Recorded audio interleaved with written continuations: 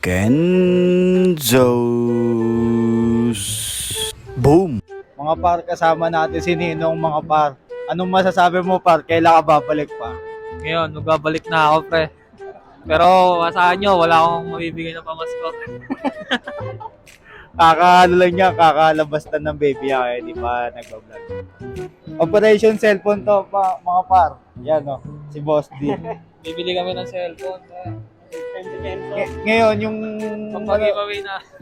Ngayon par, yung nalabas na video namin, kay Moto, niya na lang panoodin. Pero ito sa amin, ano to, behind the scene. Behind the scene. Wala pa ng behind the scene. Dito nga pala guys, bibili kami ng cellphone para sa aming operation. Yan o, makikita nyo. Ipans ka agad dito, parang no. Si ate. Unboxing po ba yan, ma'am? Paliwanag ko na lang yung warranty. Ingatan natin si phone na huwag magkaroon ng either dents or scratches para kung sakali magka-problema siya, potential din sa race. Bali, yung pinakamalapit na service center na Realme po is nasa Imus. Kung sakali may problema po, doon natin siya unang dadalhin po. Then, ito yung charger ni sir na free. Bigyan ko na lang kayo ng additional fee. 17 minutes lang natin na charge, 2 hours na natin magagamit sa games. Libre niyang case, ito, and then okay sir, speaker niya, nagana, off ko na lang po ito. Nabibig niya ako. Kung gusto expand plus 8, restart lang po, doon siya magta-take effect. Pwede ka po. Camera check. Guys, Mikey. Ma'am, broadcam niya. Sige, ayan, clear. Oo, linaw na. Video niya sir, nakastabilize. 1080p, pwede natin i-set dyan, 60 fps. Realme, baka May 4K naman. din naman Ninong mo. ito. Kaya ma'am, kaso sila na pala. Yun o. Kung nag-charge, Kaya boss, ayun o, galing pang ibang bansa yan mga par. Shoutout sa'yo par. Pautang ako, pre. Oo. Eh, pautang. wait lang. Kano ba? Ang daming umiyak. Oh. Ayun o, shoutout. Tawad nyo. Guys, pinautang mo kami. Wala yan. Magkano po dito down sa level? Guys, makikita nyo si Ann guys. Parang ano, may sakit. Joke lang.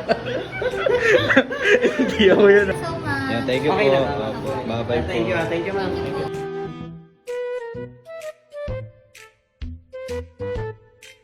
Okay mga pat, nandito tayo ngayon sa Robinson. Bibili tayo ng contest na cake. Tapos shoutout na rin sa kaibigan natin. Mag-upload na yan. Ganda ng camera. I-sponsoran daw tayo ng sticker mga pat. Tandaan niyo yan para. Nasa vlog ko na pa. Bye.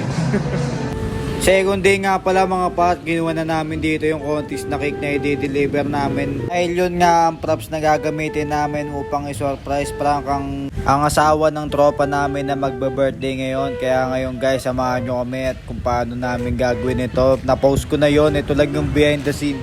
Kung mapapansin nyo nga guys, dito binabalot na yung cake dahil i-deliver na namin yan pag tapos yan ibalot. Dahil kahapon bumili na pala kami ng cellphone. At ngayon na yung araw ng operation prank namin, kasama ko si Boss D. Syempre nandito na kagad kami sa kalsada, hindi na namin pinakita kung paano yan nilagay sa may panda bag. Tapos biglang teleport dito sa malubak-lubak na malupit na daan. Okay mga par, naka-setup na kami dito. Kasama ko si Ninong Moto, tsaka si Boss D.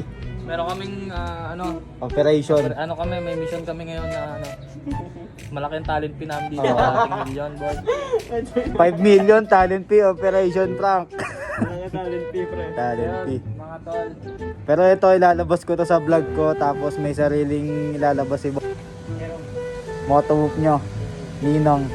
At pagtapos nga pala namin mag-prank no guys no, ayun yung mga pagkain makikita nyo nandoon. Kaya mamaya papasok na kami dyan at interview ko muna si Ninong Whoop. Alala si Motovoof. Hindi tayo din natin na prank, pre. Kasi pagdating natin, alam na agad.